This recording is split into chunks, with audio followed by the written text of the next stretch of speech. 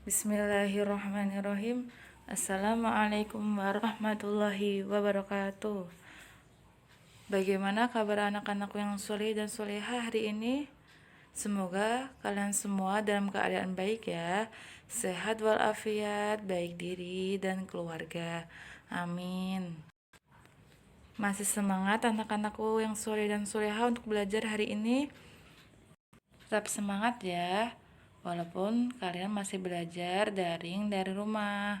Semangat belajarnya dan jangan banyak main di luar rumah ya, karena masih ada virus corona.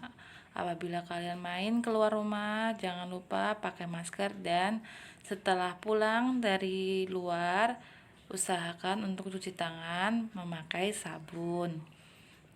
Nah, hari ini kita akan mulai pelajaran SKI bersama Bu Nurma. Buka buku kalian ya anak-anak yang soleh dan solehah, yaitu pelajaran 5, peristiwa wafatnya Rasulullah Shallallahu Alaihi Wasallam. Hari ini kita akan membahas tentang peristiwa wafatnya manusia paling mulia di dunia ini, yaitu Rasulullah Shallallahu Alaihi Wasallam. Peristiwa-peristiwa terakhir, yaitu Haji Wada. Pada tahun ke-10 Hijriah atau 23 tahun kenabian, beliau berniat untuk melaksanakan ibadah haji. Beliau umumkan niatnya kepada para sahabat dan kaum muslimin yang saat itu berjumlah 40.000 orang. Haji ini dinamakan Hajjatul Wada, yaitu haji perpisahan, karena beliau mengucapkan perpisahan, yaitu dalam sebuah hadis yang berbunyi, barangkali aku tidak dapat melakukan haji setelah tahun ini, atau hajiku ini. Hadis riwayat At-Tirmidzi. Dan peristiwa ini adalah juga turunlah wahyu terakhir, yaitu Quran Surat Al-Ma'idah ayat ketiga.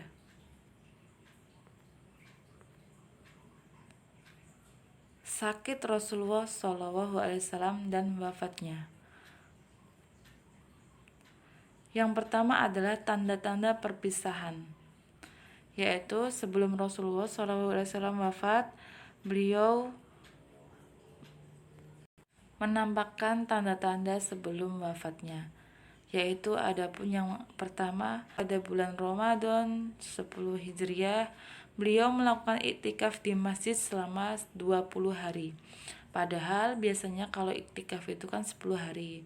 Namun sebelum wafatnya Rasulullah, beliau itu melakukan iktikaf di masjid selama 20 hari. Tidak seperti biasanya.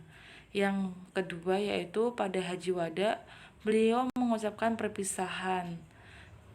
Yang ketiga, pada waktu haji, beliau juga menyatakan agar mempelajari manasik haji dari beliau, karena sebab barangkali tidak akan berjumpa lagi pada tahun yang akan datang.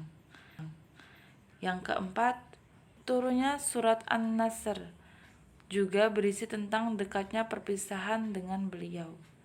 Yang kelima yaitu pada awal bulan Syafar tahun 11 Hijriah, beliau pergi ke Bukit Uhud, berziarah ke makam para syuhada, dan di sana beliau berpidato yang mengisyaratkan dekatnya perpisahan. Yang kedua adalah ketika permulaan sakit Rasulullah SAW. Pada tanggal 29 Safar tahun 11 Hijriah, bertepatan dengan hari Senin, Rasulullah SAW menghadiri pemakaman jenazah di Baqi. Sepulang dari sana, tiba-tiba beliau merasa pusing dan panas tubuhnya meningkat. Beliau sakit selama 13 atau 14 hari. Beliau tetap sholat bersama kaum muslimin selama 11 hari semasa sakitnya. Yang ketiga adalah sehari sebelum Rasulullah SAW wafat. Dari hari ke hari, sakit beliau semakin berat dan payah. Pada hari Ahad, Nabi SAW memerdekakan para pembantu laki-lakinya. Beliau bersedekah 7 dinar dari harta beliau yang ada dan memberikan senjata milik beliau kepada orang-orang muslim. Juga baju besi beliau digadaikan kepada seorang Yahudi seharga 30 sak gandum. Yang keempat adalah hari terakhir dari kehidupan Rasulullah SAW.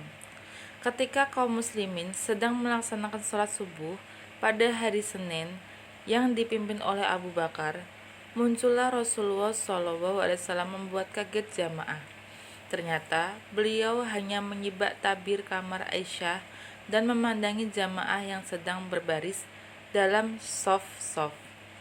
Kemudian beliau tersenyum. Abu Bakar pun mundur ke belakang hendak berdiri sejajar dengan sof, karena dia mengira Rasulullah SAW akan keluar untuk sholat dan menjadi imam. Kaum muslimin hendak menghentikan sholat karena merasa gembira. Namun Rasulullah SAW memberi isyarat dengan tangan agar mereka menyelesaikan sholatnya. Waktu duha pun beranjak, Nabi memanggil putrinya yang bernama Fatimah. Lalu beliau membisikkan sesuatu kepadanya hingga dia menangis. Kemudian beliau mendoakan Fatimah. Setelah itu beliau membisikkan sesuatu kepadanya hingga dia tersenyum. Fatimah menangis karena yang dibisikkan Rasulullah SAW yang pertama kepadanya adalah bahwa Rasulullah SAW akan meninggal. Dan kemudian Fatimah tersenyum karena Rasulullah SAW membisikkannya bahwa keluarga beliau yang akan pertama kali menyusul beliau adalah Fatimah putrinya. Kemudian beliau memanggil Hasan dan Husain. Beliau memeluk keduanya dan memberi nasihat yang baik-baik. Beliau juga memanggil para istrinya dan memberikan nasihat dan peringatan kepada mereka. Rasa sakit beliau semakin bertambah berat. Ditambah lagi pengaruh racun yang disusupkan dalam daging oleh wanita Yahudi yang beliau makan sewaktu di Khaybar. Beliau juga memberikan nasihat kepada orang-orang, jagalah sholat, dan budak-budak yang kalian miliki. Beliau menyampaikan wasiat ini hingga beberapa kali. Maksudnya, perintah memperhatikan kedua hal ini. Tibalah detik-detik terakhir dari kehidupan beliau Rasulullah SAW. Aisyah menarik tubuh beliau ke pangkuannya. Abdurrahman bin Abu Bakar masuk ke dalam sambil memegang sebuah siwak. Saat itu Aisyah berkata, "Kulihat beliau melirik ke siwak di tangan Abdurrahman. Karena beliau amat suka kepada siwak, maka Aisyah menggosokkan siwak ke mulutnya beliau." Dekat tangan beliau saat itu ada sebuah bejana yang berisi air. Beliau mencelupkan kedua tangannya ke dalam air lalu mengusapkannya ke wajah beliau. Seusai bersiwak, beliau mengangkat tangan atau jari-jari mengarahkan ke arah langit-langit rumah, dan kedua bibir beliau bergerak-gerak. Aisyah masih sempat mendengar sabda beliau pada saat itu. Kalimat yang terakhir diulangi hingga 3 kali, yang disusul dengan beliau melemah. Inna lillahi wa inna ilaihi raji'un. Beliau telah berpulang kepada kekasih yang maha tinggi. Hari ini terjadi selagi waktu duha sudah terasa panas. Pada hari Senin, tanggal 12 Rabiul Awal tahun 11 Hijriah, dalam usia 63 tahun lebih 4 hari, beliau Rasulullah SAW wafat.